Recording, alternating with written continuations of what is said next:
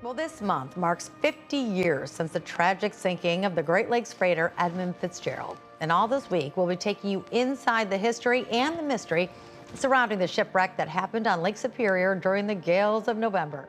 Few shipwrecks have captivated imaginations like the SS Edmund Fitzgerald, a massive freighter that vanished in a violent storm over 4 decades ago, taking all 29 crew members with it. But what if new underwater drone footage has revealed a hidden secret? One that challenges long-held theories about its final moments.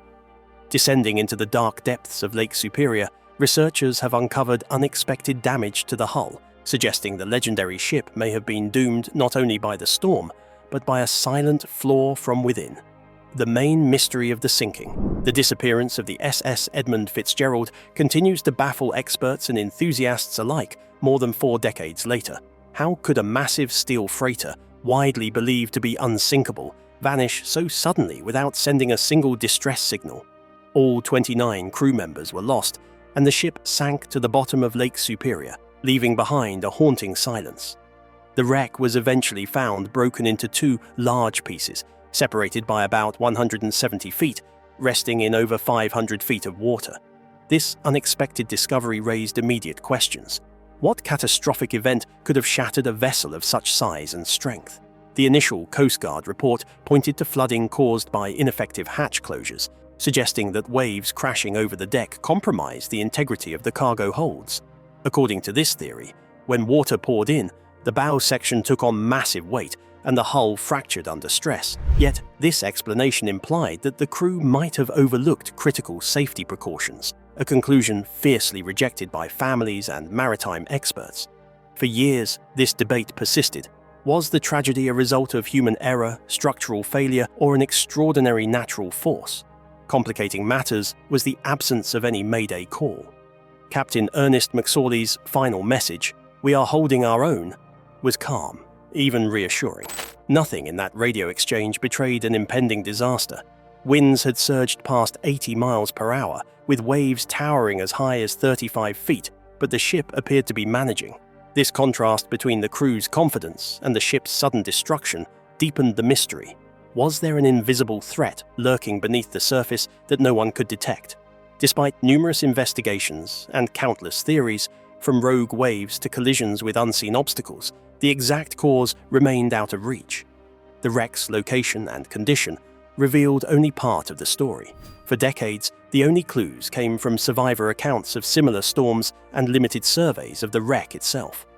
The silence of the deep kept the full truth locked away, leaving the sinking as one of maritime history's most haunting puzzles. That silence was about to be pierced by new technology, revealing secrets hidden in the silt and steel. Advancements in underwater exploration allowed investigators to approach the Fitzgerald's resting place with fresh eyes. A remote-operated vehicle, or drone, equipped with high-definition cameras and advanced sensors, was sent deep beneath the cold waters. This mission would capture the most detailed imagery of the wreck ever seen, giving the ship a chance to tell its own story through the damage it bore. The results not only confirmed some suspicions, but also unveiled surprising new evidence about how the ship met its fate. What emerged from this high-definition survey shattered old assumptions. Instead of a single catastrophic event, the damage suggested a complex sequence that systematically weakened the ship from within. Missing hatch clamps, broken vent pipes, and twisted metal indicated that unseen forces acted over time, not just one overwhelming blow of the storm. The ship's compromised condition may have been invisible to the crew as they fought the elements, offering chilling insight into why the final moments were so sudden and silent. Transitioning from the enigma of its sinking, the story of the Fitzgerald's greatness makes the tragedy all the more poignant. A titan of the Great Lakes. The SS Edmund Fitzgerald was no ordinary ship. When launched in 1958, she was the largest freshwater freighter ever built, stretching an impressive 729 feet, longer than 2 football fields, and weighing over 13,000 tons empty. Crowds gathered to witness her maiden voyage, celebrating a marvel of American engineering that symbolized industrial strength and innovation.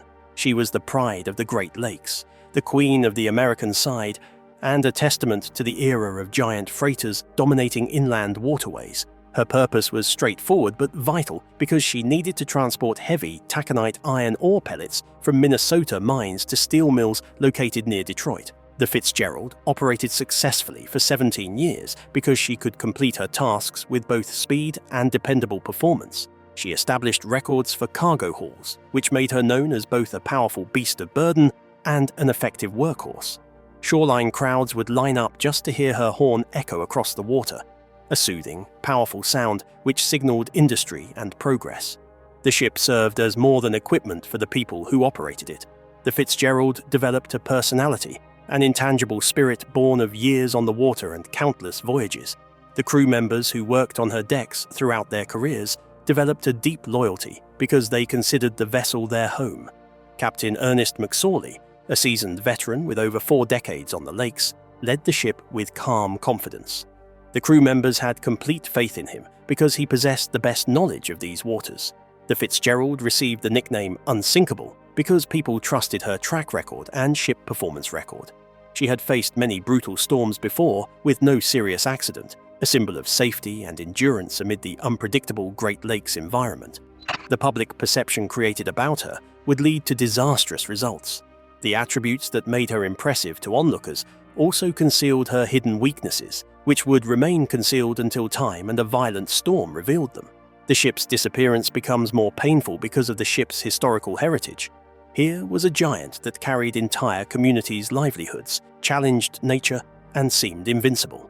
The Fitzgerald operated like a tall tree that hid its dangerous weaknesses, which were invisible to others. The forces that would destroy her in November 1975 created an unstoppable force that her size and strength could not withstand. As we examine what struck this titan so devastatingly, we must also consider the natural foe that awaited her that fateful November, the infamous Witch of November.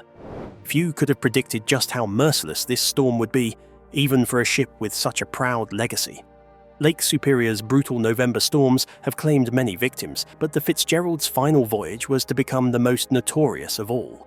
The deadly November storm. The Great Lakes are known for their beauty and bounty, but also for fierce storms, especially late in the year. Locals have long spoken of the Witch of November, a deadly tempest that can whip up suddenly, bringing hurricane-force winds and waves as tall as 3-story buildings. These storms are notoriously unpredictable, striking with devastating force in a region where winter is already closing in. For sailors, November means battling not just freezing temperatures, but nature at its most savage. The SS Edmund Fitzgerald was no stranger to severe weather, having weathered many storms throughout her 17 years of service. On November 9, 1975, she loaded over 26,000 tons of iron ore in Superior, Wisconsin, setting out toward a steel mill near Detroit. The forecast predicted a brewing storm, typical for the season, but nothing out of the ordinary for such a seasoned crew and a ship of this caliber. Captain McSorley consulted with the nearby freighter, Arthur M. Anderson, and they decided to travel together across the vast Lake Superior, watching each other through the rising winds. The storm, which began on November the 10th, developed into a stronger storm than meteorologists had expected. The wind speeds reached over 80 miles per hour, while the waves reached 35 feet and tossed ships like toys. Snow and freezing spray blasted through the air, making it so people could not see anything. The Fitzgerald and the Anderson struggled to survive the lake's violent storms, which showed no signs of stopping. Captain McSorley maintained his radio communications during dangerous conditions because his voice showed no sign of worry. The chaotic environment contained hidden indicators that showed that problems were starting to develop. McSorley reported a bad list at 3:30 because the ship began to lean toward one direction. He stated that some vent covers were lost, a railing was damaged, and the ship's radar system suffered complete failure. The pumps continued to operate because they were controlling water intrusion, but the information showed that the lake had started to win the battle. The crew members on the bridge showed their confidence because they believed they could control the situation. The last contact occurred during the evening. The Anderson made a contact at 7:10 to check on the situation, which McSorley answered by saying, "We are holding our own." The Fitzgerald moved out of detection range and disappeared from radar. The situation involved no distress signals, no flares, and only complete silence. The ship and its crew had disappeared without a trace. The storm's violent strength together with the strange calm before the ship's sinking, created a disturbing contrast which continues to exist in maritime folklore. The fierce storm set the stage, but understanding its full impact requires exploring the many theories and controversies that followed this tragedy. What hidden vulnerabilities could such a legendary vessel have carried into the storm that proved fatal? The truth would require a deeper examination of both the ship and the storm's extraordinary wrath. Early theories and controversies. In the aftermath of the Fitzgerald's disappearance, investigators scrambled to piece together what had gone wrong on that fateful November night. The official Coast Guard report concluded that the most probable cause was flooding caused by ineffective hatch closures. They reasoned that enormous waves crashing over the deck had smashed the hatch covers, allowing water to flood the cargo holds. This relentless ingress of water would have dragged the bow down, stressing the hull until it fractured and split the ship in two. But this explanation carried an uncomfortable implication that the crew had neglected their duties by not securing the hatches properly. Families of the lost crew and members of the maritime community strongly rejected this suggestion. Many pointed to the decades of professionalism and pride shown by the sailors aboard the Fitzgerald. They argued that experienced mariners like Captain McSorley would never have allowed such an oversight. This disagreement sparked decades of debate and mistrust between official accounts and those seeking a more compassionate understanding of the tragedy. Were the crew truly responsible, or was the ship itself to blame? Alternative theories soon emerged. Some speculated that the Fitzgerald had struck an uncharted shoal, tearing a gash in her hull that rapidly flooded her holds. Others whispered about the possibility of rogue waves. Storms produce massive, sudden waves much larger than the surrounding sea, capable of overwhelming even the largest vessels in seconds. The idea of the Three Sisters, a trio of monstrous rogue waves, one after the other, became a haunting explanation for the ship's swift demise. These waves might have overwhelmed the deck in moments, giving the crew no chance to send a distress call. Despite these varied theories, the lack of definitive evidence left many questions unanswered. The wreck was deep, dark, and difficult to investigate, limiting what surveyors could learn. The ship breaking in two without a single cry for help only intensified the mystery. Some in the marine community even speculated about more obscure possibilities, such as structural fatigue from years of service or a sudden, catastrophic failure triggered by hidden weaknesses in the steel. The battle between natural forces and human factors continued to polarize opinion. Adding to the complexity was Fitzgerald's perfect safety record before this tragedy. Over 17 years, she had never suffered a serious accident, bolstering her reputation as a rock-solid ship. This made it all the more difficult to accept theories blaming crew error or catastrophic design faults. But even the strongest giants can bear unseen scars, and the true nature of those scars remains elusive. Was the Fitzgerald's destruction a freak accident, or had something been slowly eroding her strength over time?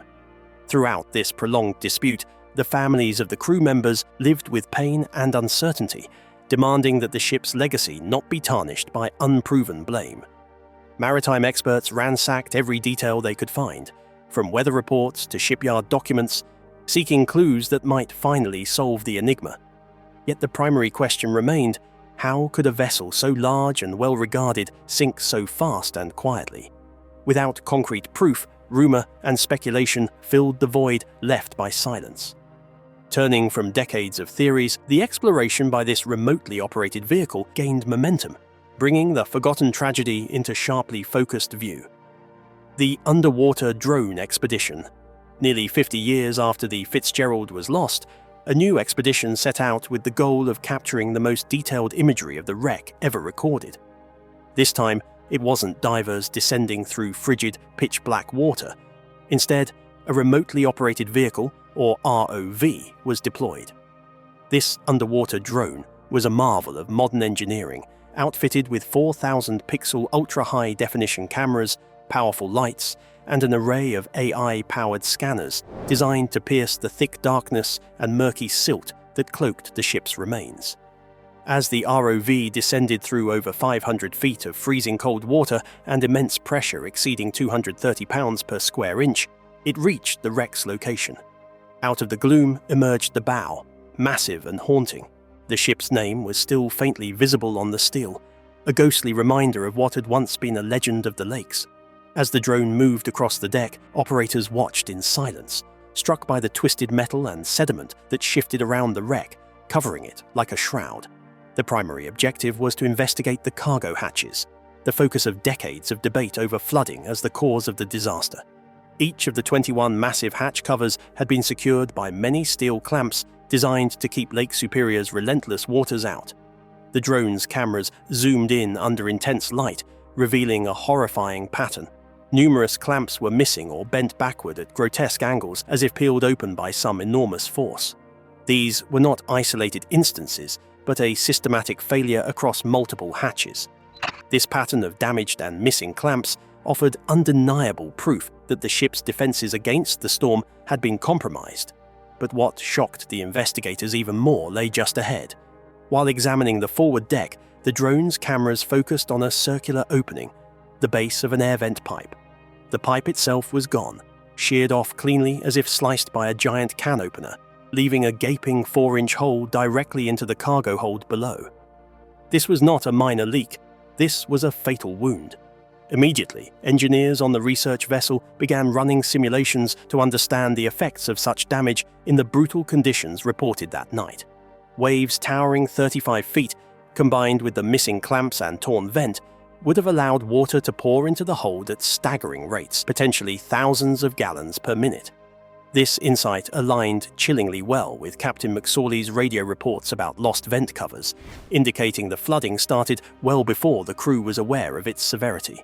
The cargo itself, over 26,000 tons of iron ore pellets, acted like a sponge, absorbing much of the incoming water and masking the heavy burden piling in the bow. This likely explains why McSorley's final message was calm, as from the navigation bridge, it seemed the ship was managing, though it was slowly drowning from the inside. The heartbreak of this slow, silent flood is that the crew may have been unaware they were sinking at all.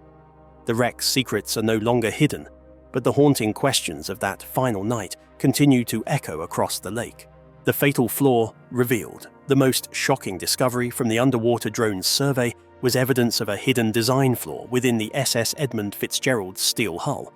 Years of relentless stress had weakened critical structural components, leaving the ship vulnerable when pushed to its limits by the brutal November storm.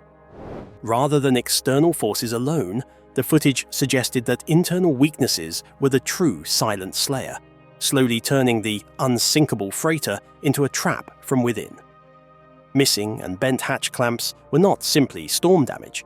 They indicated long-term failure in the ship's deck fittings. These clamps were crucial for keeping massive waves out of the cargo holds. Once compromised, water poured in. Even more serious was a sheared vent pipe, ripped away, creating a direct channel for flooding deep inside the vessel. This unseen opening allowed water to accumulate rapidly, far beyond what the crew could detect or control. Computer simulations confirmed that flooding would have been swift and overwhelming.